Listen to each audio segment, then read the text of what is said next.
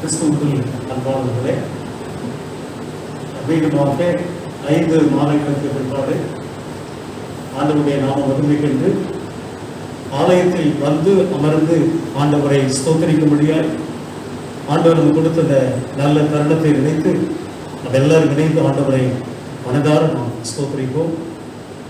தமிழக அரசினுடைய அனுமதியின் அடிப்படையில் நாம் அனைவரும் அறிந்த வகையில் கொரோனா தொற்று கிருமியினுடைய இந்த சூழ்நிலையின் அடிப்படையில் நம்முடைய வழிபாடு முற்றிலுமாக மாறுபட்ச அமைக்கப்பட்டிருக்கிறது. அப்படி தொடக்கம் முதல் நிறைவு மற்றும் எங்கள் அனைவரும் ஒத்துழைப்பு தந்து குறிக்கப்பட்ட நேரத்தில் ஆவியானவரை மனதார ஸ்தோத்திரத்தில் உங்கள் யாவரையும் நம்மோடு நான் பேசிக் கொள்கிறேன். மீண்டும் ஒரு குடும்பத்தில் அத்தகைய இறை மக்களாக ஆண்டவரை வழிபடும்படி வந்திருக்கக்கூடிய அத்தனை இறை மக்களை நம்மளுடைய வாழ்த்தி வரவேற்கிறேன். ஜெபம் செய்வோம். மகா இரக்கமும் கிருபையும் நிறைந்த எங்கள் அன்பின் ஆண்டவரே, இந்த பரிசுத்தமான இந்த மாதத்தினுடைய முதலாவது ஓய்வு நாளுக்காக நாங்கள் நமக்கு நன்றி செலுத்துகிறோம். வாரும் தூய ஆவியானவரே, இந்த செப்டம்பர் மாதத்தினுடைய முதல் ஞாயிற்றுக்கிழமை இந்த வழிபாட்டினுடைய கரங்களில அர்ப்பணித்து இயேசுவின் நாமத்திலே ஜெபிக்கிறோம். அன்பு நிறைந்த ஆண்டவரே, உம்மை ஆவியோடும் உண்மையோடும் ஆராதிக்கும்படியாய் மீண்டுமாக அநேக மாதங்களுக்கு பிற்பாடு சுவாமி ஒரு குடும்பமாக ஆலயத்திற்குள் இணைந்து உம்மை நோக்கி பார்க்கும்படியாய், ஸ்தோத்திரிக்கும்படியாய், ஆராதிக்கும்படியாய் எங்களுக்கு ஏற்படுத்தி கொடுத்த நல்ல தருணத்தை நினைத்து மனதார ஸ்தோத்திரிக்கிறோம். வாரும் தூய ஆவியானவரே, வந்திருக்கிற ஒவ்வொருவரை ஆசீர்வதிப்பீராக. இந்த ஆராதனையில் பங்கு பெற வந்து கொண்டிருக்கக்கூடிய ஒவ்வொரு கர்த்தருடைய பிள்ளைகளை நீங்க ஆசீர்வதிக்க அழைத்துவாங்க. நீங்கள் பாடுகின்ற பாடல்கள், ஏறெடுக்கின்ற விண்ணப்பங்கள், கேட்கின்ற கர்த்தருடைய வார்த்தைகள் எல்லாம் எங்களுக்கு சொந்தமாகவும் ஆசீர்வாதமாக மாற்றுவாங்க. உங்களுடைய நாமமாக மையப்படுத்தும் தேச ரட்சகரின் மூலமே எச்சி மன்றாடுகிறோம் பிதாவே. நம்முடைய ஆராதனைக்கு ஆரம்பமாகவும் ஆண்டவருடைய நாம மகிமைக்காகவும் நாம் அனைவரும் எழுதி நின்று கிறிஸ்து சபை பாமாலையிலே 9ஆம் பாமாலை பூலோகத்தாரை யாவரும் கர்த்தாவின் பணிபுரிகள் ஆனந்தத்தோடைய ஸ்தோத்திரம் செலுத்தி பாடவார்கள். 9ஆம் பாமாலை அனைவரும் எழுதி நின்று பாடி ஆண்டவருடைய நாமத்தில் Yeah.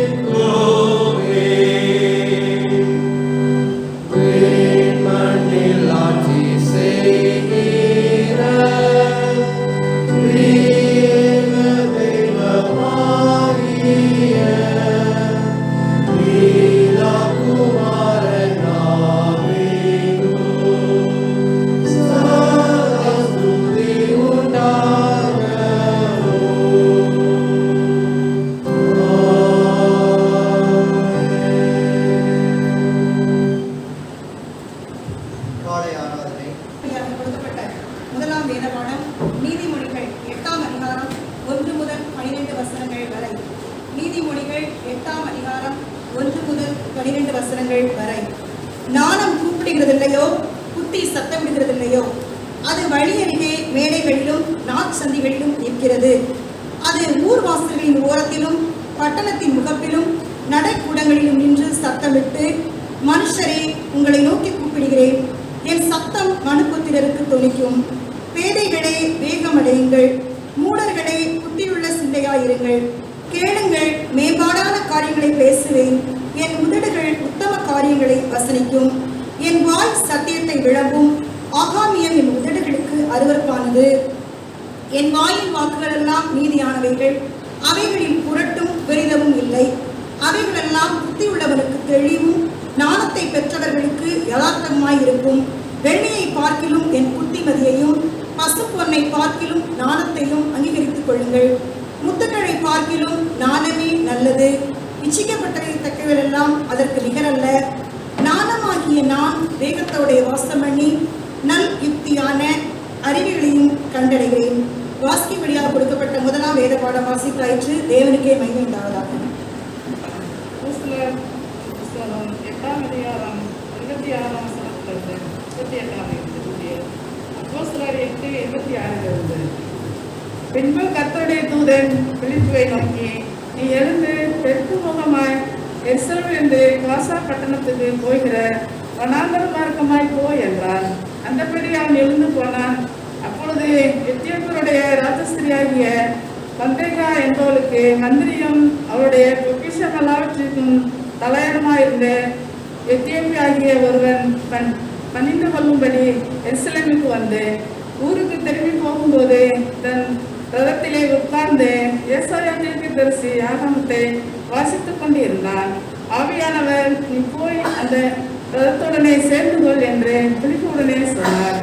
அப்பொழுது பிலிப்பு ஓடி போய் சேர்ந்து அவன் ஏசாயா தீர்க்கதரிசியின் ஆகமத்தை வாசிக்கிறதை கேட்டு, நீர் வாசிக்கிறவைகளில் கருத்து உமக்கு தெரியுமா என்றான். அதற்கு அவன், ஒருவன் எனக்கு தெரிவிக்காவிட்டால் அது எனக்கு எப்படி தெரியும் என்று சொல்லி பிலிப்பு ஏறி தன்னுடைய உட்காரும்படி அவனை வேண்டிக் கொண்டான். அவன் வாசித்த வேதாகமத்தை என்னவென்றால், அவர் ஒரு ஆட்டை போல அடிக்கப்படுவதற்கு கொண்டு போகப்பட்டார். மயிர் கத்திரிக்கிறவனுக்கு முன்பாக சத்தமினால் இருக்கிற ஆட்டுக்குட்டியை போல அவர் தமது வாயை திறவாதிருந்தார். அவர் தம்மை தாழ்த்தினபோது அவருடைய நியாயம் எடுத்து போடப்பட்டது. அவருடைய ஜீவன் பூமியிலிருந்து எடுபட்டு போயிற்று. அவருடைய வம்சத்தை யாரால் சொல்ல முடியும் என்பது. மந்திரி பிலிப்புவை நோக்கி, தீர்க்கதரிசி யாரை குறித்து இதை சொல்லுகிறார்? தம்மை குறித்தோ வேறொருவரை குறித்தோ எனக்கு சொல்ல வேண்டும் என்று கேட்டுக்கொண்டார். அப்பொழுது பிலிப்பு பேசத் தொடங்கி இந்த வேத வாக்கியத்தை முன்னிட்டு இயேசுவை குறித்து அவனுக்கு பிரசங்கித்தான். இவ்விதமாய் அவர்கள் வழிநடந்து போகையில் தண்ணீர் உள்ள ஒரு இடத்திற்கு வந்தார்கள். அப்பொழுது மந்திரி, இதோ தண்ணீர் இருக்கிறதே, நான் ஞானஸ்தானம் பெறுவதற்கு தடை என்ன என்றார். பிலிப்பு அதற்கு பிலிப்பு, நீர் முழு இருதயத்தோடும் விசுவாசித்தால் தடையில்லை என்றார். அப்பொழுது அவன், இயேசு கிறிஸ்துவே தேவனுடைய குமாரன் என்று விசுவாசிக்கிறேன் என்று சொல்லி ரதத்தை நிறுத்த சொன்னான். அப்பொழுது பிலிப்பு மந்திரியும் ஆகிய இருவரும் தண்ணீரில் இறங்கினார்கள். பிலிப்பு அவனுக்கு ஞானஸ்தானம் கொடுத்தான். வாசிக்க வேண்டிய 2ஆம் வேதம் வாசித்திருந்ததற்கு தேவனுக்கு மகிமை உண்டாவதாக.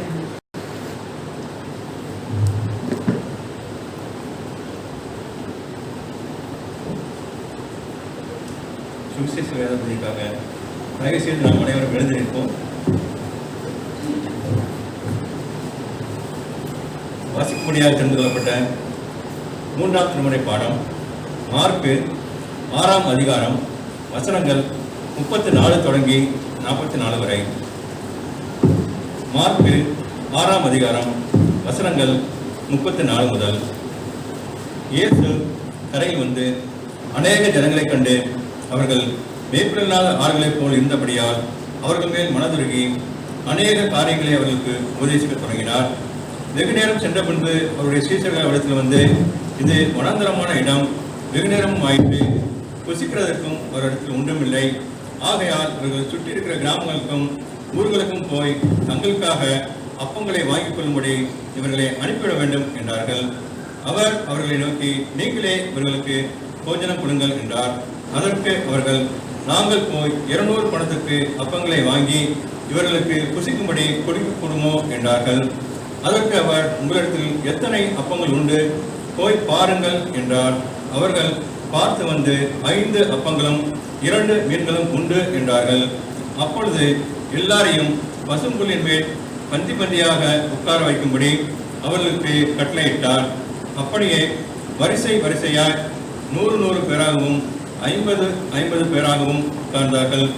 அவர் அந்த 5 அப்பங்களையும் அந்த 2 மீன்களையும் எடுத்து வானத்தை அண்ணாந்து பார்த்து ஆசீர்வதித்து அப்பங்களை பிட்டு அவர்களுக்கு பரிமாறும்படி தம்முடைய சீசர்களிடத்தில் கொடுத்தார். அப்படியே 2 மீன்களையும் எல்லாருக்கும் பங்கிட்டார். எல்லாரும் சாப்பிட்டு திருப்தி அடைந்தார்கள். மேலும் அப்பங்களில் மீன்களிலும் மீதியான துணிக்கைகளை 12 கூடை நிறைய எடுத்தார்கள். அப்பம் சாப்பிட்ட புருஷர் ஏறக்குறைய 5000 பேராக இருந்தார்கள். வாசிக்க முடியாது சொல்லப்பட்ட 3ஆம் திருமுறை பகுதி வாசித்தாயிற்று. இந்த நாளிலும் நம்முடைய அழைப்பினை ஏற்று இந்த ஞாயிறு ஆராதனைக்காக வந்திருக்கின்ற திருச்சபை மக்கள் யாவரையும் நம்முடைய ஆண்டவராய் இயேசு கிறிஸ்துவின் ஈடு இல்லாத நாமத்தினால் உங்கள் ஒவ்வொருவரையும் நான் வாழ்த்தி வரவேற்கிறேன். இந்த ஆண்டு 2020ஆம் ஆண்டு மார்ச் மாதம் 22ஆம் தேதி கடைசியாக நடந்த அந்த ஞாயிற்று ஆராதனை கிழமைக்கு பின்பதாக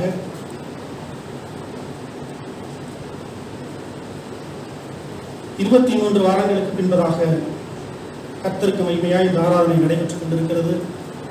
அதற்காக நாம் கர்த்தருக்கு நன்றி செலுத்துவோம். திருச்சபையாருடைய உற்சாகமான ஊக்கமான ஜெபத்தினாலே 23 வாரங்களுக்கு பின்பதாக கடவுளுக்கு மகிமையாய் நடந்து கொண்டிருக்கின்ற திருச்சபை ஆராதனை கடைசி மட்டும் தேவ பிரசன்னத்தோடு நடைபெற தயவு செய்து ஜெபத்தில் இருக்கும்படி உங்களை நான் அன்போடு கேட்டுக்கொள்கிறேன்.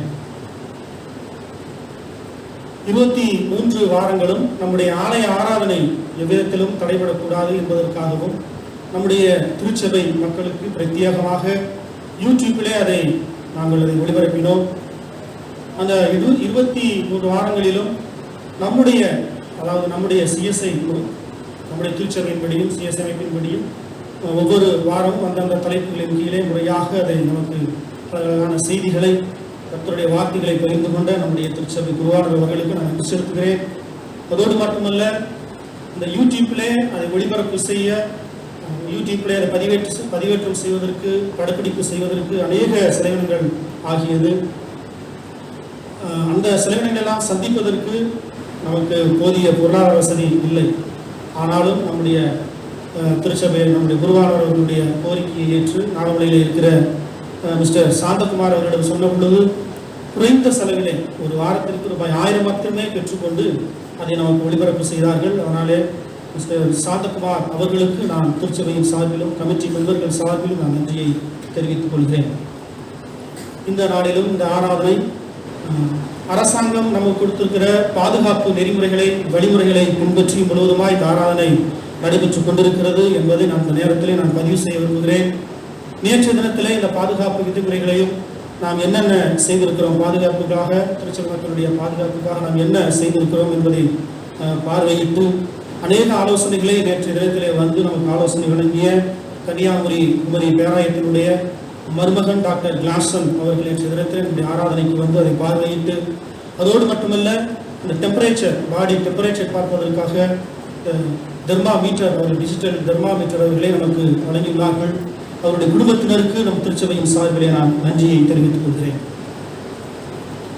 யூடியூப்ல நீங்கள் எத்தனை பேர் பார்த்தீர்கள் என்று தெரியவில்லை. நம்முடைய கல்லறை தோட்டத்தில் வேலி அமைக்கப்பட்டிருக்கிறது.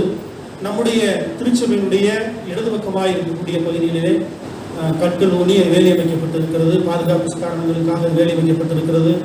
அதை நான் திருச்சபையாக நான் அறிவிக்க விரும்புகிறேன். இந்த ஆலய ஆராதனை முடிய மட்டும் திருச்சபையிலே ஆராதனைக்குள்ளாக கலந்திருக்கிற திருச்சபை மக்கள் தயவு செய்து தங்களுடைய முகக்கவசத்தை கலற்ற வேண்டாம். ஆரம்பம் விட்டு முடிவு வரை தங்கள் முகக்கவசத்தோடு நீங்கள் ஆராதனையிலே நீங்கள் பங்கு பெறும்படி உங்களை நான் அன்போடு கேட்டுக்கொள்கிறேன். போதுமான சமூக இடைவெளியுடனும் தயவு செய்து அமர்ந்திருக்கும்படி கேட்டுக்கொள்கிறேன்.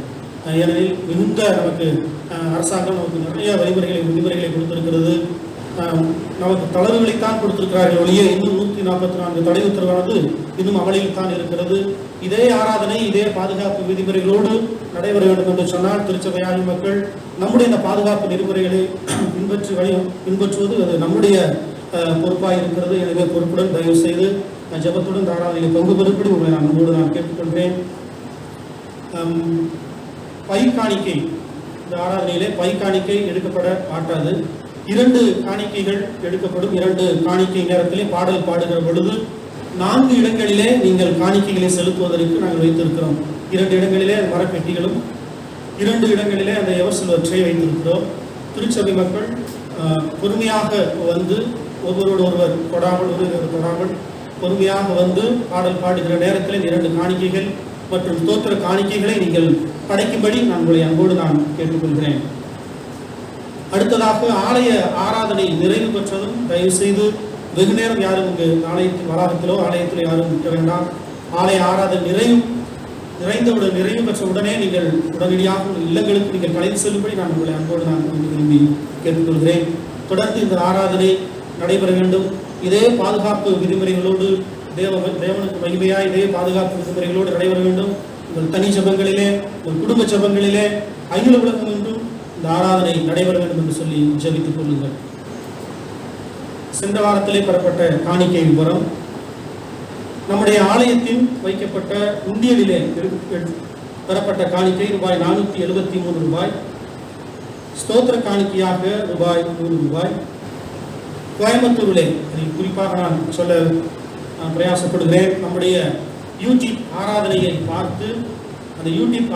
பார்த்து உங்களுடைய ஆராதனை மிக சிறப்பாக நடைபெற்றுக் கொண்டிருக்கிறது என்று நம்முடைய குருவானர் அவர்களுக்கு தொலைபேசிகளை தொடர்பு கொண்டு அவர்களை உற்சாகப்படுத்தினார்கள். அதன் மூலமாக திருமதி டாரத்தி அவர்கள் கோயம்புத்தூரிலே இமானுவேல் திருச்சபையினுடைய பிசி மெம்பராக இருக்கிறார்கள். அவர்கள் ரூபாய் 6000 நம்முடைய திருச்சபைக்கு காணிக்கை வழங்கியிருக்கிறார்கள். யூடியூப் ஆராதனையை பார்த்து இன்னும் எங்களை உற்சாகப்படுத்திய காணிக்கை வழங்கிய திருமதி பியூலா அவர்கள், இவர்கள் சென்னையிலே இருக்கிறார்கள். இவர்கள் ரூபாய் 5000 வழங்கியிருக்கிறார்கள். இவர்களுக்கு நான் திருச்சபையின் சார்பில் நன்றி தெரிவிக்கிறேன். ஆக மொத்தம் கடந்த வாரத்திலே பெறப்பட்ட காணிக்கை ரூபாய் 11,573. இந்த வாரத்தில் பிறந்த நாள் மற்றும் திருமண நாட்களை நினைவு கூறுகிறோம். இன்று 6/9/2020 இருந்து வருகிற 12/9/2020 வரை தங்களுடைய பிறந்த நாள் மற்றும் திருமண நாட்களை நினைவு கூறுபவர்கள். இன்று 6/9/2020 அன்று pastor F Andrews Ashwin Joel, son of mister Francis Xavier அவர்களும், இன்று 6/9/2020 அன்று miss Hena Sarojini, daughter of திருமதி ராஜமால் சந்திரசேகர் அவர்களும், வருகிற 11/9/2020 அன்று miss R Preethi Angeline, daughter of advocate L Rajaiah அவர்களும், வருகிற 12/9/2020 அன்று baby I Aarohi, daughter of engineer Emmanuel Eswarajan அவர்களும், வருகிற 12/9/2020 அன்று திருமதி Abitha Kumari, wife of mister Justin அவர்களும், வருகிற 12/9/2020 அன்று mister V Bose Nathaniel, Sun of mister Venkatesh Francis அவர்களும் இவர்களை திருச்சபையின் சார்பிலே வாழ்த்துகிறோம்.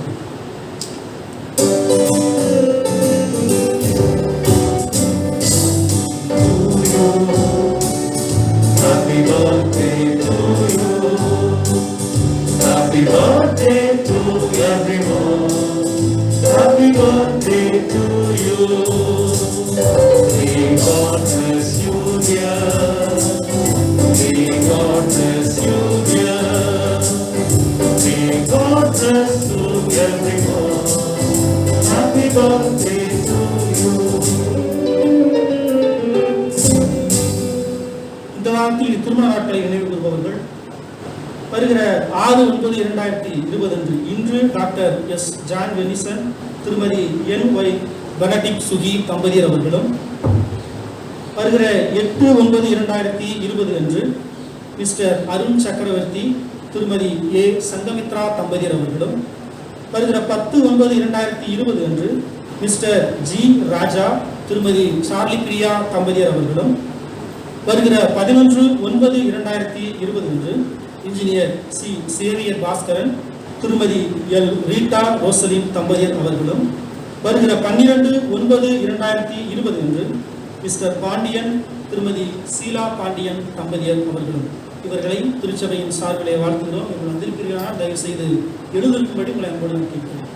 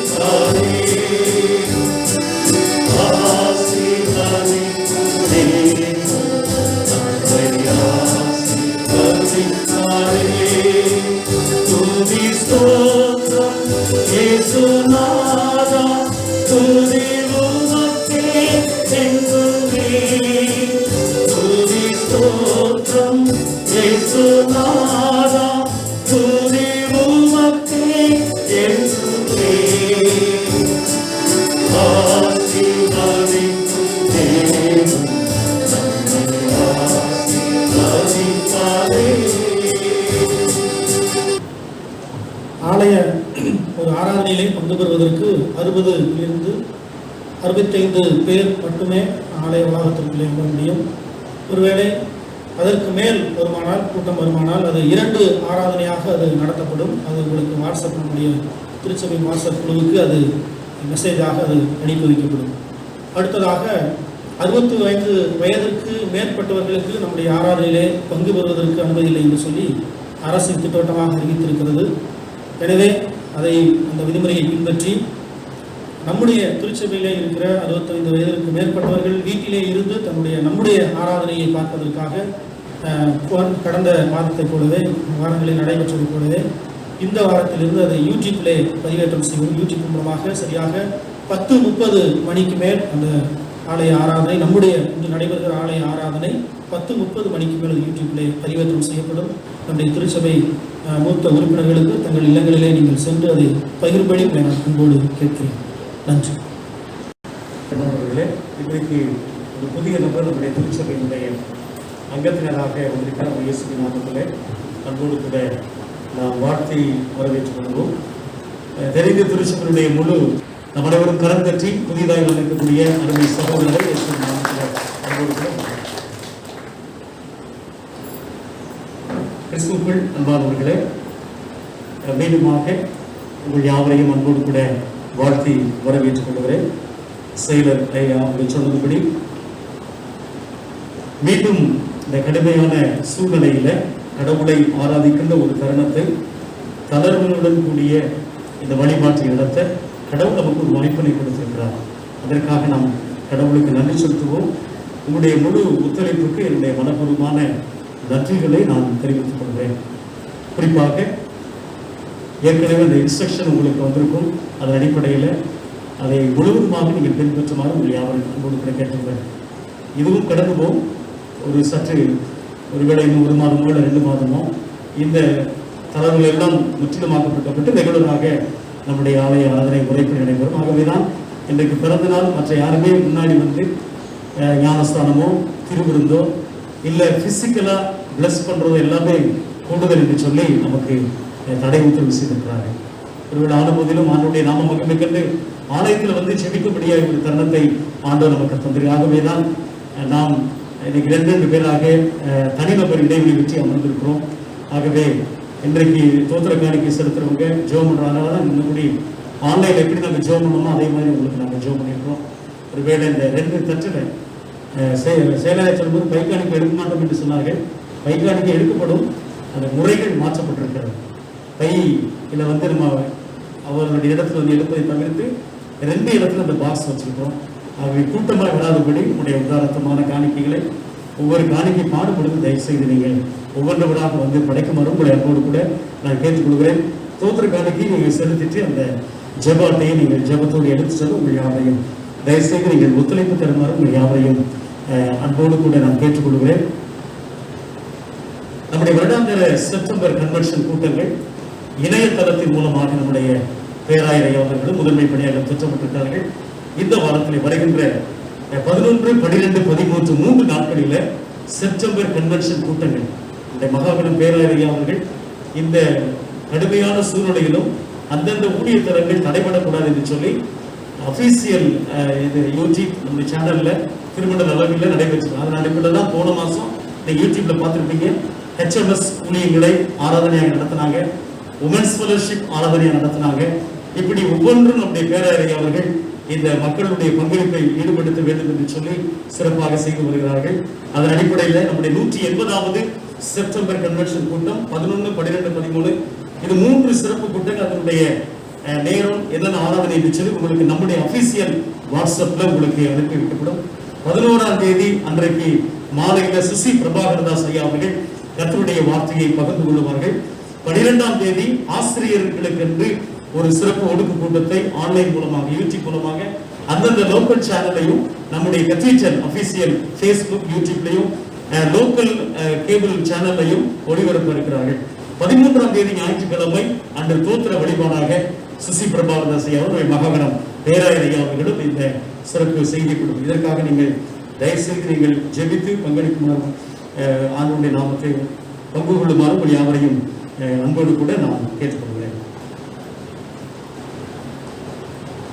தென்னிந்திய திருச்சபையினுடைய நம்முடைய திருமண மதுரை முக திருமணத்தினுடைய 3வது பேராயர் பேரருள் பெருந்திரு மகாகணம் அறிவர் டேவிட் ஞானையா போத்ரா திரு பிஷப் ஐயா அவர்கள் நேற்று இரவு கர்த்தருக்குள் மரித்து போனார்கள். ஐயா அவர்கள் 16 ஆண்டுகளாக நம்முடைய திருமண்டலத்தில் 3வது பேராயராக மிக சிறப்பாக ஏழை எளிய மக்களுக்கு என்று சிறப்பாக பணிபுரிந்தவர்கள். அது மாத்திரமல்ல, நம்முடைய தென்னிந்திய திருச்சபையுடைய துணை பிரதம பேராயராகவும் ஐயா அவர்கள் பணியாற்றிருக்கிறார்கள். ஐயாவுடைய குடும்பத்திற்காக பேராயர் அம்மா அவருடைய குடும்பத்தின் பிள்ளைகளுக்காக இன்று மாலை 3 மணிக்கு கத்தீட்ரல் பேராலயத்தில் வைத்து நல்லடக்க வழிபாடும், அதனைத் தொடர்ந்து மாபாளையம் கல்லறையில் ஐயாவுடைய சரீரத்தை அடக்கம் செய்யப்படும். பேராயர் ஐயாவுடைய குடும்பத்திற்காக நீங்கள் யாவரும் தனிஜபத்தில் நீங்கள் ஜெபிக்குமாறு உங்கள் யாவரையும் அன்போடு கூட நான் கேட்டுக்கொள்கிறேன். திருமண விவாக அறிக்கை. தென்னிந்திய திருச்சபை மதுரை முகமை திருமண்டலம் நாகமலை குருசேகரத்தில் திரு மூப்பன் என்பவரின் மகன் எம் சேகர் என்பவருக்கும், தென்னிந்திய திருச்சபை மதுரை முகமை திருமண்டலம் திரு அந்திரேயா நாகமலை குருசேகரத்தைச் சேர்ந்த திரு ஐயங்காலை என்பவருடைய மகள் சாரால் லோரியும் பரிசுத்த மெய் விவாகத்தில் இணைக்கப்பட உள்ளார்கள் என்பதை மிகுந்த மகிழ்ச்சியோடு நான் தெரிவித்துக் கொள்கிறேன். திருமணத்தில் இணைக்கப்படாதபடி நியாயமான தடை ஏதாவது காரணம் இருக்குமானால் அதை திருச்சபை குருவானவராக எனக்கு எழுத்து மூலம் தெரிவிக்கும் யாவரையும் கேட்டுக்கொள்கிறேன். இன்று இது இவர்களுக்கு முதலாம் அறிக்கை. திருமணத்தில் இணைக்கப்பட்டிருக்கிறவர்களுக்காக நாம் கண்களை மூடி ஜெபிப்போம். கிருபை விரைந்து வெளியே போகும்போது தனித்தனியாக அந்த லாஸ்ட் ரோல இருக்கிறவங்க தயவுசெய்து நீங்க தனித்தனியாக போனா நமக்கு எல்லாருமே நல்லது. கூட்டத்தை ஆலய ஆராதனை முடிந்தவுடன் கூட்டம் கூடுவதை தவிர்க்க நமக்கு ஆலோசனை கொடுக்கிறார்கள். ஆலய ஆராதனை முடிந்தவுடனே கை கொடுக்கவோ மற்ற காரியங்கள் ஈடுபடவோ டீ இதெல்லாம் இந்த சமீப நேரத்தில் நம்ம தவிர்த்திருக்கிறோம். ஆகவே ஆலய ஆராதனை முடிஞ்சவுடன் ஜெபத்தோடு ஒவ்வொருவராக கொஞ்சம் டைம் எடுத்தாலும் இடைவெளி விட்டு இல்லங்களுக்கு செல்ல உங்கள் யாவரையும் அன்போடு கூட நான் கேட்டுக்கொள்கிறேன். முதல் பைக்காணிக்கு துணையாக நம் அனைவரும் எழுதுகின்று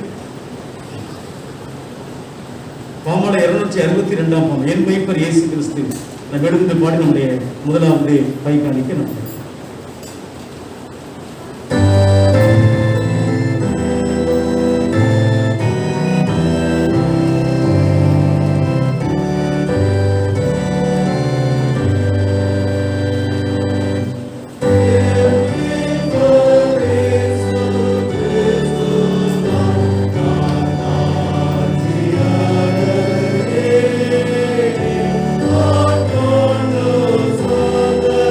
Oh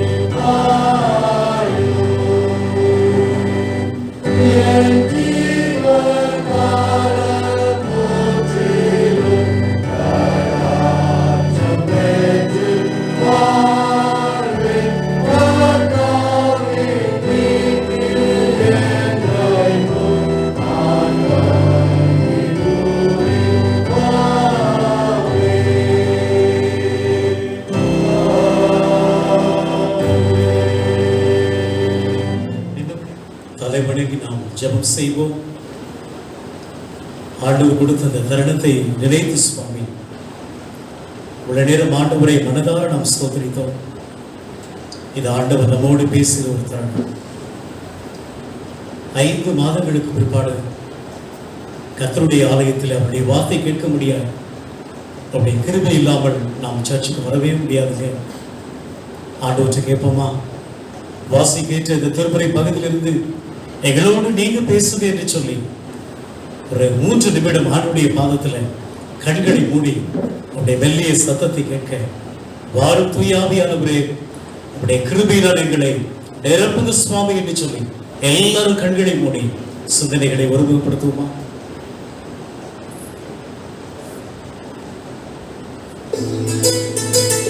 கர்த்தருடைய கிருபையினால் எல்லாரும் கண்களை மூடுவோம். இயேசு ஆண்டவரே, உங்க கிருபை இல்லாம நாங்கள் வர முடியாத வாரும் தூயாவியானவரே உள்ளத்தை உடைத்து உருவாக்கி நிரப்புங்க என்று சொல்லி கேட்போம்.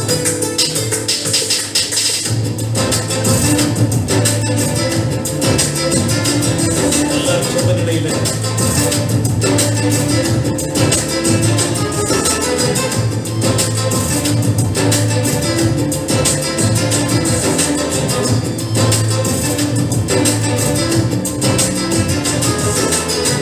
மலைகள் விலகினாலும் பர்வதங்களில் பெயர்ந்தாலும் கிருபை விலகாது, சமாதானம் நிலை பெயராது. மலைகள் விலகினாலும் பர்வதங்களில் பெயர்ந்தாலும் கிருபை விலகாது, சமாதானம் நிலை பெயராது. மலைகள் விலகினாலும் கிருபை விலகாதையா, கிருபை விலகாதையா. இயேசுவும் கிருபை விலகாதையா, கிருபை விலகாதையா. மலைகள் விலகினாலும் பர்வதங்களில் பெயர்ந்தாலும் கிருபை விலகாது, சமாதானம் நிலை பெயராது. மலைகள் விலகினாலும்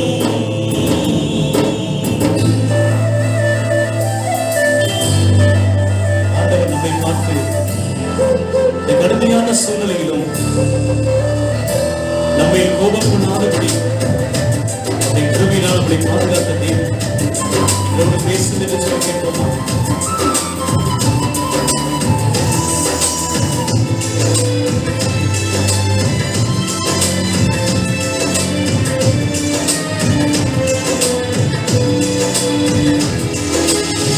கோபம் கொள்வதில்லை என்று வாக்குரைத்தீ, கடிந்து கொள்வதில்லை என்று ஆணையிட்டீ.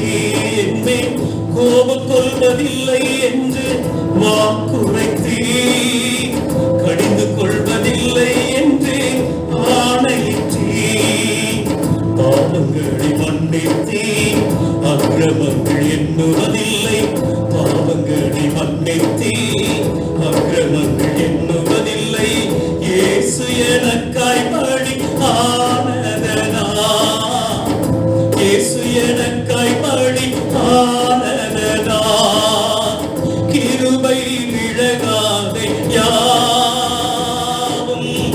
கிருபை விலகாதையா. இயேசுவும் கிருபை விலகாதையா, கிருபை விலகாதையா. மலைகள் விலகினாலும் பர்வதங்களில் பெயர்ந்தாலும் கிருபை விலகாது, சமாதானம் நிலை பெயராது. மலைகள் விலகினாலும்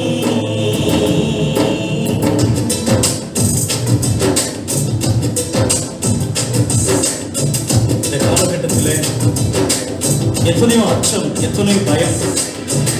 இந்த சூழ்நிலையிலும் ஆண்டவருடைய கிருபை நாங்கள் காதல்படினால இன்னும் ஒரு விஷயம் எங்களோடு பேசும் என்று சொல்லுவாங்க.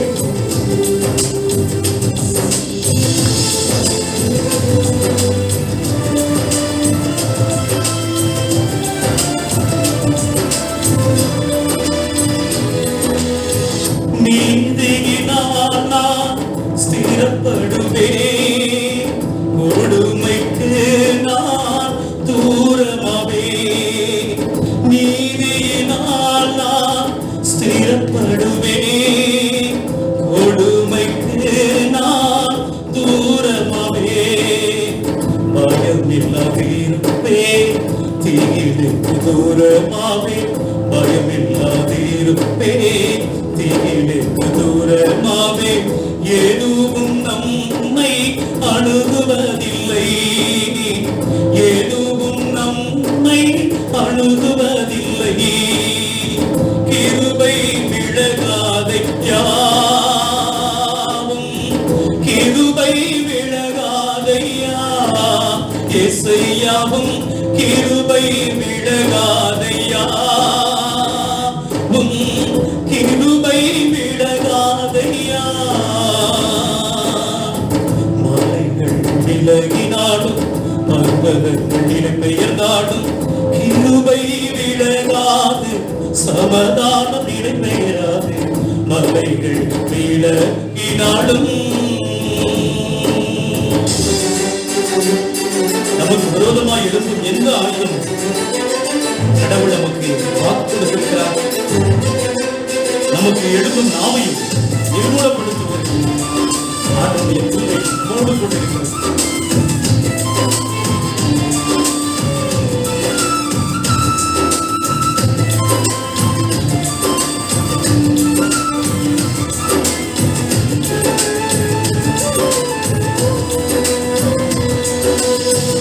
எனக்கு விரோதமா எழும்பும் ஆயுதம் வாழ்க்காதே போகும் என்று வாக்களித்தீ. எனக்கு விரோதமா எழும்பும் ஆயுதம் வாழ்க்காதே போகும் என்று வாக்களித்தீ. எனக்கு விரோதமாய் நியாயத்தில் எழும்பு நாவை, எனக்கு விரோதமாய் நியாயத்தில் எழும்பு நாவை குற்றப்படும்படி செய்திடுவி, குற்றப்படும்படி செய்திடுவி. கிருபை விலகாதையாவும், கிருபை விலகாதையா இசையாவும், கிருபை விலகாதையாவும், கிருபை விலகாதையா. மனிதர்கள் விலகினாலும் நம்பினோர் கைவிரித்தாலும் கிருபை விலகாது, சமாதானம் இடம்பெயராது. மனிதர்கள் விலகினாலும் நம்பினோர் கைவிரித்தாலும் கிருபை விலகாது, சமாதானம் இடம்பெயராது. மலைகள் விலகினாலும்.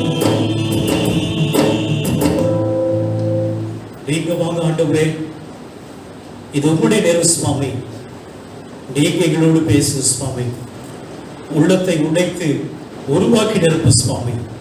உடைய பிள்ளைகளாக நாங்கள் கேட்கிறோம், தேச ரட்சகரின் மூலமே கெஞ்சி மன்றாடுகிறோம் பிதாவே, ஆமென். கிறிஸ்துவில் அன்பானவர்களே, மீண்டுமாக இறை மக்களோடு இணைந்து கர்த்தருடைய வார்த்தையை பகிர்ந்து கொள்ளக்கூடிய ஒரு கிருபை.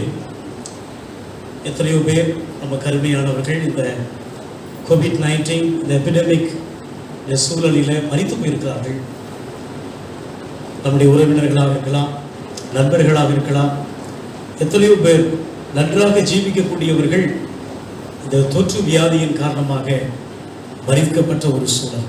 ஆன போதிலும் கடவுள் எத்தனையோ அச்சம், பயம், கலக்கம் இருந்த சூழ்நிலையிலும் கடவுள் நம்மை காப்பாற்றி வருகிறார்.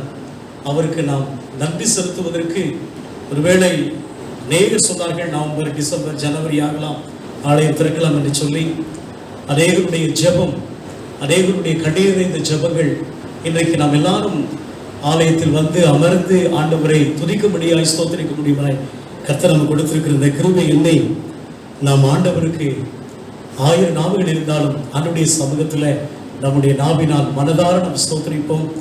முற்றிலுமாய் இந்த நோய் கிருபை அழியப்படவும், எத்தனையோ வாழ்விழந்த மக்கள் கண்ணீரோடு எத்தனையோ பேர் மரித்து போயிட்டு இருக்கிறாங்க. பொருளாதாரத்தின் அடிப்படையில் தொடர்ந்து ஜெபிக்க உங்கள் யாவரையும் அன்போடு கூட நான் கேட்டுக்கொள்கிறேன்.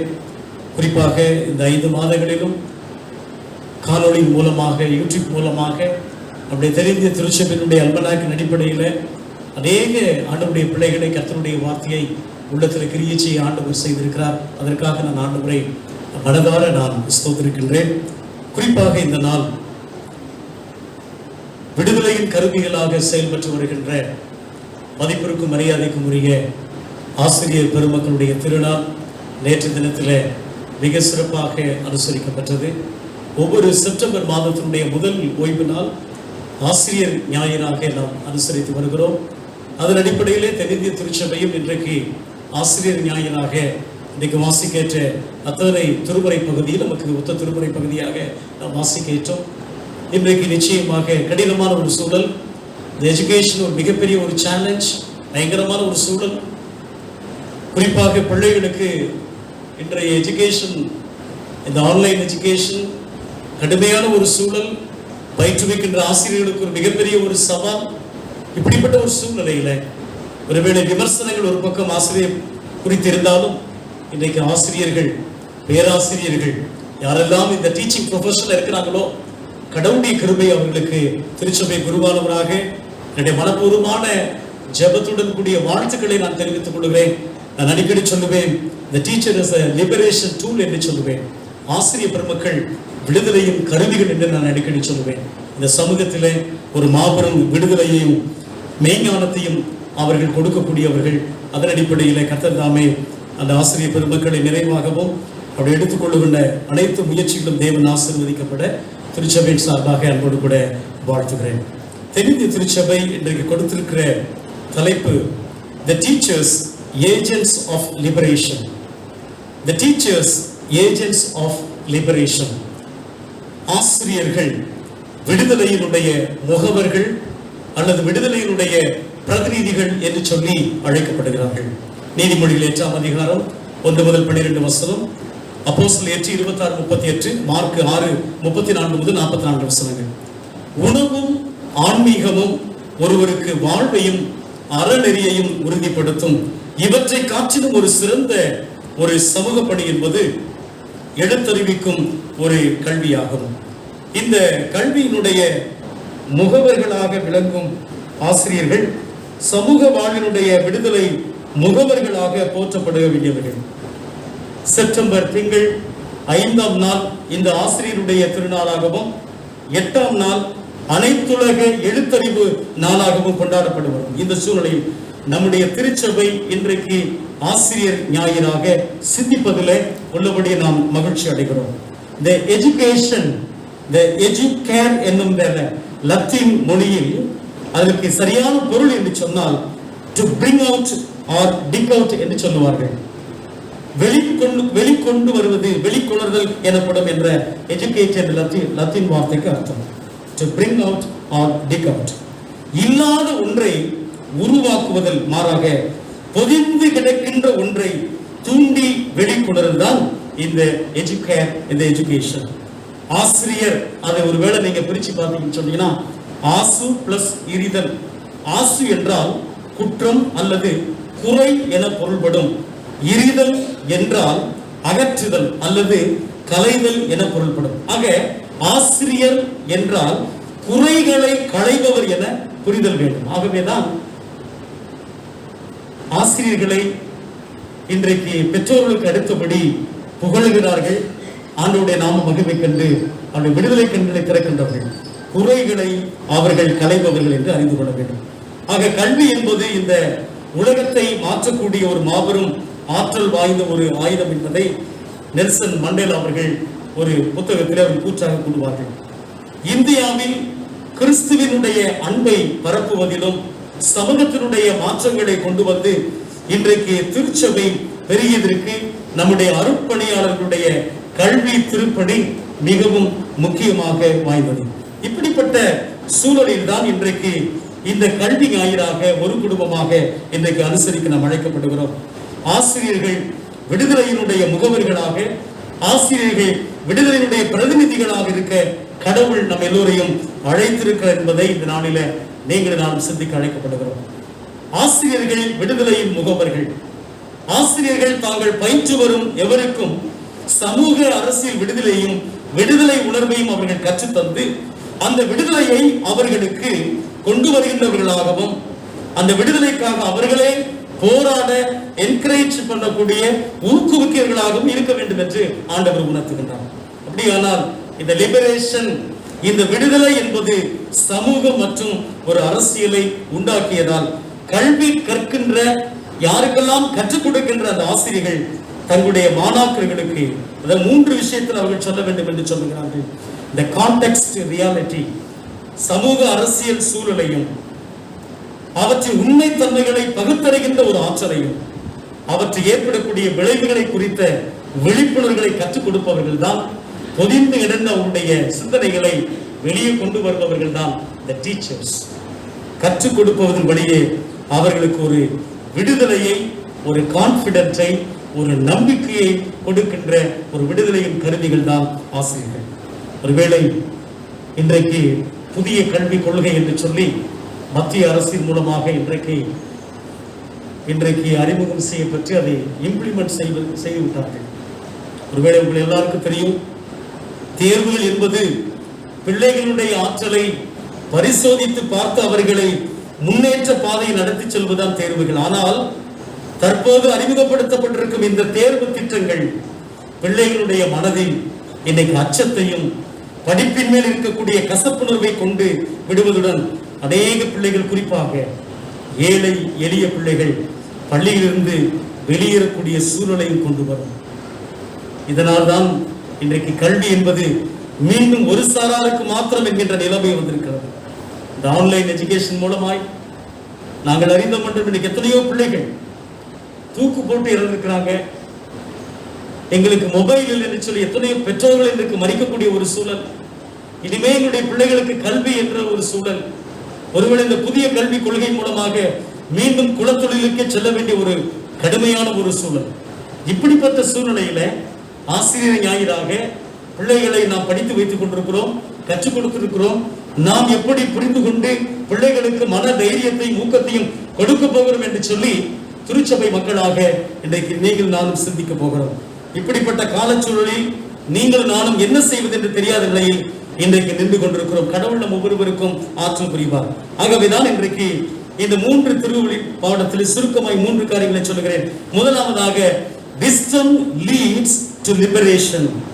ஞானமே நமக்கு விடுதலை தரக்கூடியது. இன்றைக்கு முதல் பகுதியாய் வாசிக்கின்ற நீதிமொழிகள் 8ஆம் அதிகாரம் 1 முதல் 12 வசனங்கள்.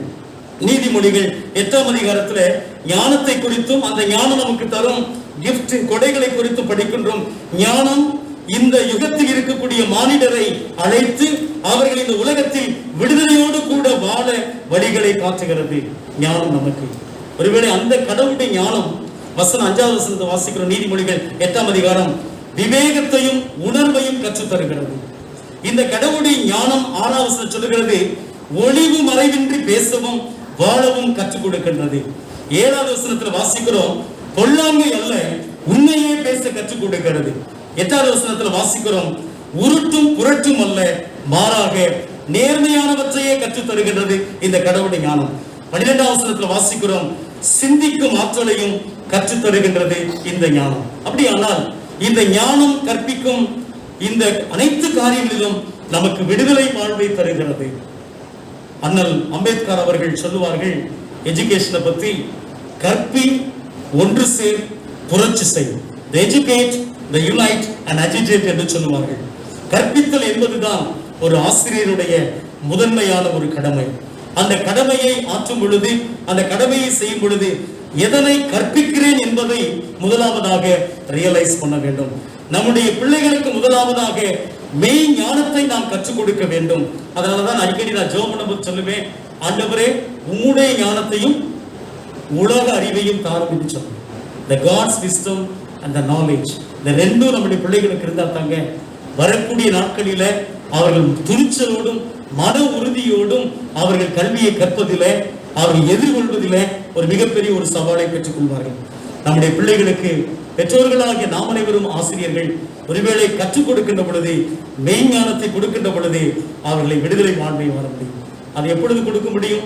ஆண்டவருடைய ஆலயத்துல கர்த்தருடைய வார்த்தை அவர்களுக்கு என்று போதிக்கின்ற பொழுது அந்த ஒரு ஞானத்தை அவர்களுக்கு நீங்கள் இல்லத்தில் இருந்தபடியே கற்றுக் கொடுக்கல் என்று சொன்னார்.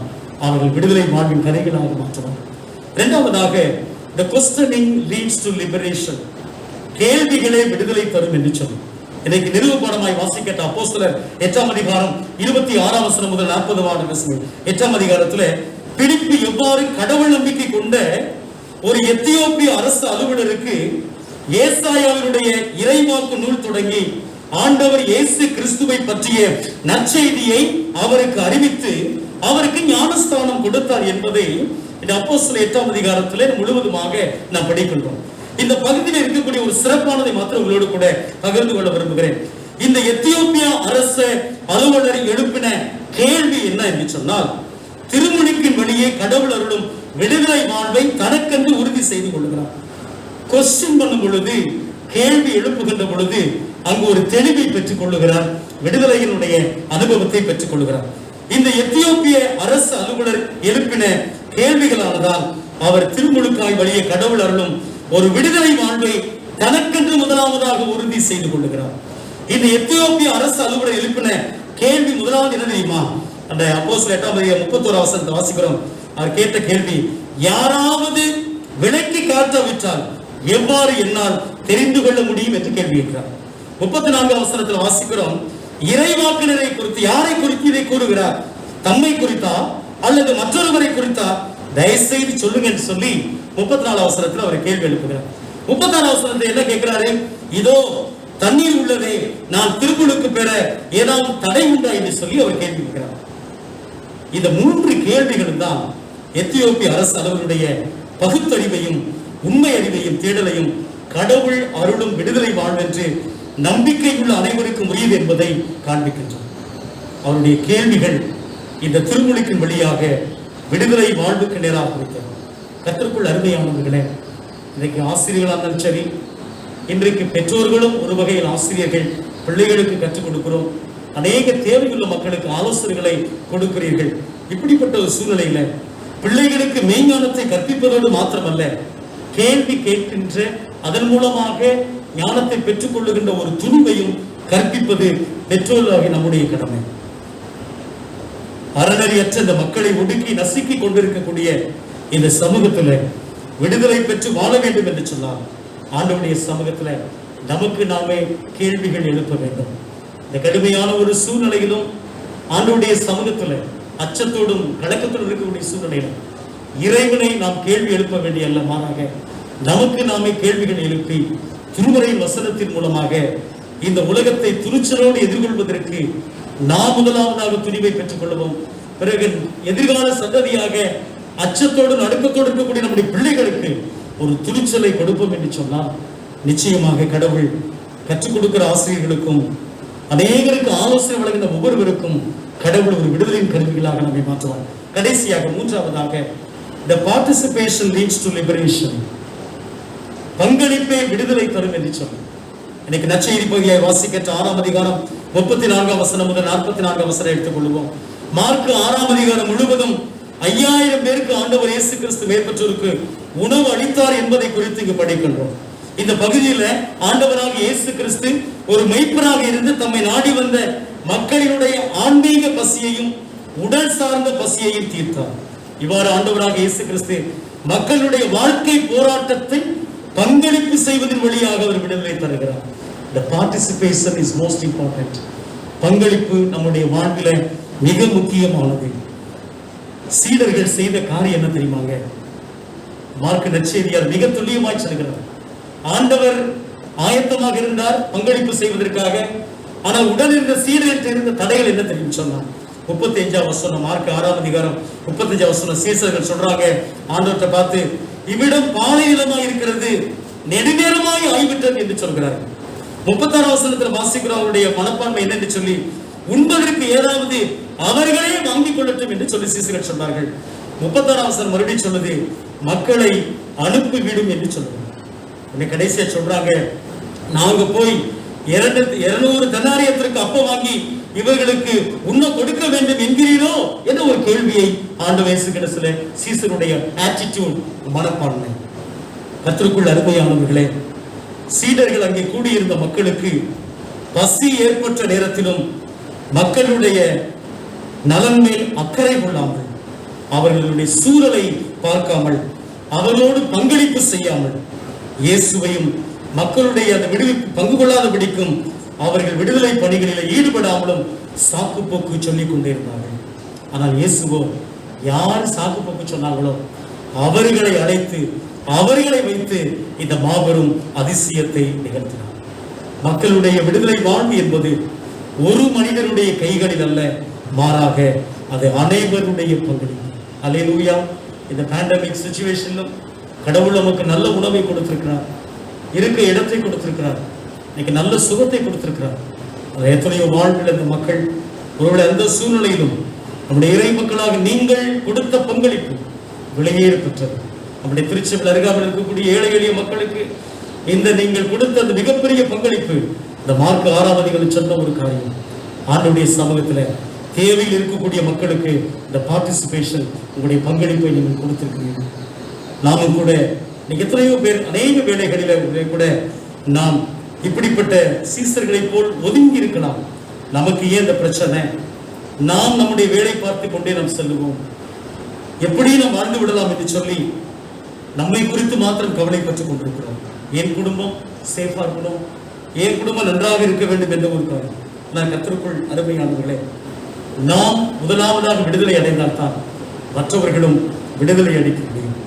சுயநலத்தை நாம் தூக்கி எறிந்து நாம் பிள்ளைகளுக்கு பொது நலத்தை நாம் கற்றுக் கொடுக்கின்ற பெற்றோர்களாகவும் ஆசிரியர்களாகவும் நாம் மாற வேண்டும் என்பதை இந்த சமூகம் ஒரு பக்கத்தில் சுயநலத்தோடு இருந்தாலும் நாம், நீங்களும் நானும் அதனை பின்பற்றாமல் எப்பொழுதும் ஒருவருக்கொருவர் பங்களிப்பு செய்ய வேண்டும் என்று சொல்லி ஆண்டவர் உங்களை என்னை எதிர்பார்க்கிறார். இன்றைக்கு திருச்சபை, இன்றைக்கு இந்த கோவிட்-19 இந்த காலங்களில அனைத்து திருச்சபைகளும் விடுதலையின் கருவிகளாக திருச்சபை செயல்பட்டிருக்கிறது. தேவையில் இருக்கக்கூடிய மக்களுக்கு உதாரணமாய் எல்லா, குறிப்பாக நம்முடைய சர்ச் ஆஃப் சவுத் இந்தியா தென்னிந்திய திருச்சபை முழுவதுமாக முழு பங்களிப்பை திருச்சபைகளில் நின்று தேவைகளை கிறிஸ்துவின் அன்பை வெளிப்படுத்தி இருக்கிறார். எதை உணர்த்துங்க என்று சொன்னால், இன்றைய காலகட்டத்தில் நாம் சுயநலத்தோடு வாழாதபடி கடவுள் கொடுத்திருக்கிற இந்த சுகம், இந்த பலன், இந்த ஜீவன் நாம் மற்றவர்களை விடுதலையின் கருவிகளாக நம்முடைய வாழ்விலே செயலாற்ற வேண்டும் என்று ஆண்டவர் நம்மிடத்தில் எதிர்பார்த்து காத்திருக்கிறார். ஆகவே இன்றைக்கு மிகுந்த எதிர்பார்ப்போடு, மிகுந்த சவாலோடு, கலக்கத்தோடு, பயத்தோடு இருக்கக்கூடிய நம்முடைய பிள்ளைகளுக்கும், ஒருவேளை கற்றுக் கொடுக்க இருக்கக்கூடிய ஆசிரியர்களுக்கும், ஒருவேளை பிள்ளைகள் உங்களுடைய வீட்டில் எழுப்பக்கூடிய கேள்விகளுக்கும் ஆயத்தமாக பெற்றோர் என்ற ஆசிரியர்களாக இருக்கக்கூடிய நம் ஒவ்வொருவருக்கும் ஒரு சேலஞ்சா இருக்கக்கூடிய இந்த சூழ்நிலையில கல்வி என்பது இந்த சமுதாயத்திலே ஒரு நீதியையும் சமத்துவத்தையும் சகோதரத்துவத்தையும் சுதந்திரம் மற்றும் அச்சமற்ற தன்மைகளை கொடுக்க வேண்டும். இவ்வாறு செய்யாத எந்த ஒரு கல்வியும் அது உண்மையான கல்வி அல்ல என்று டாக்டர் அம்பேத்கர் அவர்கள் கூறியிருக்கிறார். எனவே மெய் ஞானத்தை அறிந்து தவறு நடக்கும் இருக்கக்கூடிய இடத்தில் கேள்வி கற்று பிறர் வாழ்வில் பங்களித்து செய்வதன் வழியே நாம் அனைவரும் விடுதலை பெறுகிறோம். விடுதலைக்காய் காத்திருக்கிறோம், சுகத்திற்காய் காத்திருக்கிறோம், மீண்டும் பழைய நிலைமை வர வேண்டும் என்று காத்திருக்கிறோம். நிச்சயமாய் இந்த விடுதலையின் பணிக்காக நல்ல சிந்தனையோடு நீங்களும் நானும் பெற்றோர்களாகவும் மாணவர்களாகவும் ஆசிரியர்களாகவும் வாழவும், நமக்கு கொடுக்கப்பட்டிருக்கக்கூடிய கர்த்தருடைய பிள்ளைகளுக்கு யாரெல்லாம் நமக்கு ஆலோசனை சொல்லுகிறார்களோ அவர்களுக்கு நல்ல கற்பிக்கவும், அனைவரோடு கூட விடுதலை வாழ்வை பகிர்ந்து கொடுக்கவும் மூவொரு கடவுள் ஒவ்வொருவருக்கும் நிறைவான ஒரு ஆசீர்வாதத்தையும் நன்மையும் தந்துள்ளுவாராக. கர்த்தர் இந்த வார்த்தைகளை நமக்கு சொந்தமாக்கி தருவாராக. ஆமென். ஜெபம் செய்வோம். நவீனமாக அனைவரும் எழுந்து நின்று கீர்த்தனை 188ஆம் கீர்த்தனை இயேசு ராஜா என்னை ஆளும் நேசர் பாடலை பாடி இரண்டாவது கைக்கு அனுப்பிவிடும்.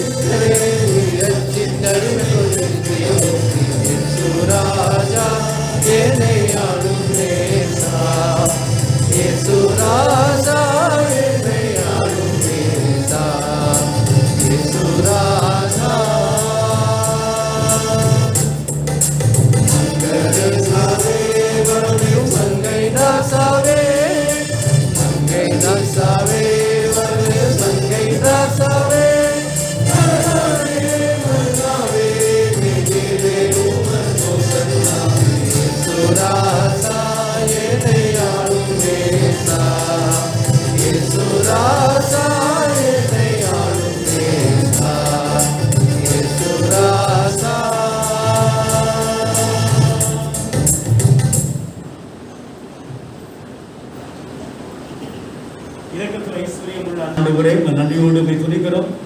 இந்த ஆராதனை தொடக்கம் முதல் நிறைவேற்றும் கிருபைகளோடு கூட இருந்தமைக்காக உமக்கு நன்றி செலுத்துகிறோம். ஆண்டவரே, பலவீனமான சூழ்நிலையிலும் கடுமையான சூழ்நிலையிலும் எங்களுடைய திருச்சபை மக்களை காப்பாற்றி அழைத்து வந்து இந்த 1.5 மணி நேரம் உடைய பாதத்தில் உமக்கு நன்றி செலுத்தும்படியாய் கர்த்தர் கொடுத்த மாபெரும் கிருபையை இனிமே ஸ்தோத்திரிக்கிறோம். இந்த ஆலயத்தில் பங்கு பெற்ற ஒவ்வொருவரையும், அம்மாமான், ஐயாமான், ஒவ்வொரு வாலிப சகோதர சகோதரிகள் எல்லோரையும் தேவன் ஆசீர்வதிக்கும்படியா நாங்கள் ஜெபிக்கிறோம். ஆண்டவரே, தொடர்ந்து அவர்கள் இல்லத்தில் இருக்கின்ற பொழுதும் வேலைக்கு செல்லும் பொழுதும் பத்திரமாக பாதுகாப்பாக சரீர சுகபல ஜீவனை கொடுத்து நீ தொடர்ந்து வழிநடத்தும்படியா நாங்கள் ஜெபிக்கிறோம். எங்களுடைய சர்ச்சை திருச்சபை சேர்ந்த ஆண்டவருடைய பிள்ளைகள் படிப்பு நிமித்தம், வேலை நிமித்தம் வெளிமாநிலங்களில் வெளிநாடுகளில் இருக்கக்கூடிய தேவனுடைய பிள்ளைகளுக்காக ஜெபிக்கிறேன். கர்த்தர்களுக்கு வேண்டிய பாதுகாப்பை ஆண்டவரே நீ தரும்படியாக இயேசுவின் நாமத்திலே நாங்கள் ஜெபிக்கிறோம். இந்த நாளில் பங்கு பெற்ற ஒவ்வொருவரையும் ஆசீர்வதிப்பீராக. படைத்த ஒவ்வொரு பை காணிக்கை, ஆண்டவரே சந்தா மற்றும் தோத்திர காணிக்கை எல்லாவற்றையும் கர்த்தர் ஆசீர்வதிப்பீராக. நன்மையான ஈவுகளை பெற்றுக்கொள்ள கர்த்தர் உதவி செய்யுங்க ஆண்டவரே. விசேஷமாக ஆண்டவரே, கர்த்தருக்குள் மரித்து போன என்னுடைய முன்னாள் பேராயர் மகாகணம் டேவிட் ஞானயா போத்தராஜர் ஐயா அவர்களுக்காக வேண்டுதல் செய்கிறோம். 14 ஆண்டுகளுடைய திருமன்றத்தில் பேராயராக திருப்பணியாற்றி அநேகரை ஊழியத்தின் நிமித்தமாய் கொண்டு வரப்பட்டு ஆலயங்களை எழுப்பி அன்பு நிறைந்த ஆண்டவரே, எங்களுடைய மதுரை முகவை திருமண்டலத்திலும் தெரிய திருச்செந்தூர் ஐயாவுடைய பங்களிப்புக்காக நாங்கள் நன்றி செலுத்துகிறோம். ஆம் ஆண்டவரே, 85 ஆண்டுகள் கடவுளரோடு கூட இருந்து நல்ல சரீர சுகபலத்தை கொடுத்து இப்படி உங்களுடைய சமூகத்தில் அவங்க இழைப்பாடுக்கிறாங்க. அம்மா அவர்களுக்கு, உடைய பிள்ளைகளின் பிள்ளைகளுக்கு அமைதியையும் ஆறுதலையும் தேர்தலையும் தொடர்ந்து நீ வழிநடத்தும்படியாக நாங்கள் ஜெபிக்கிறோம். எங்கள் ஒவ்வொருவரையும் தாழ்த்தி உடைய கரங்கள் கொடுக்கிறோம் ஐயா. இந்த வாரம் முழுவதுமாய் பத்திரமாய் எங்களை பாதுகாத்துக் கொள்ளும். மீண்டும் அடுத்த வாரம் வந்து நாங்கள் கடவுளுக்கு நன்றி செலுத்த உதவிச்சு எல்லா துதிகர மகிமை உமக்கே நாங்கள் செலுத்துகிறோம். நேச ரட்சகரின் மூலமே கட்சி கொண்டாடுகிறோம் பிதாவே. ஆமென். பரமன்றிருக்கிற பிதாவே, உடைய நாமம் பிரசப்படுவதாக, எல்லாட்சியும் வருவதாக, கிறிஸ்தவரத்திலே சேர்ந்த பூமியை சேர்ந்ததாக, அண்டலாக தேடி பாரும் எங்கள் குருதமாய் சேர்த்து மன்னிக்கிற குற்றங்களை மணி எங்கள் சோதனைகள் பிரேசில்லாமல் தீர்மானித்துக் கொள்ளும். ராஜ்யம் வல்லமை மகிமையும் ஏற்றென்னைக்கு முடிவுகளே. தேவனுடைய இரக்கமுள்ள பராமரிப்புக்கும் தயவுள்ள கிருபைக்கு நம்மையும் நம்முடைய அனைத்து ஒரு குடும்ப நன்றி சிறை மக்களை ஒப்புக் கொடுக்கிறோம். நம்முடைய ஆண்டவராகிய இயேசு கிறிஸ்து கடவுளுடைய அன்பு தூய ஆவியானவருடைய கூச்சல்கள் நம்முடைய மீண்டும் என்றும் சதா காலங்களில் தங்கி தாங்கி வழி நடத்துவாராக.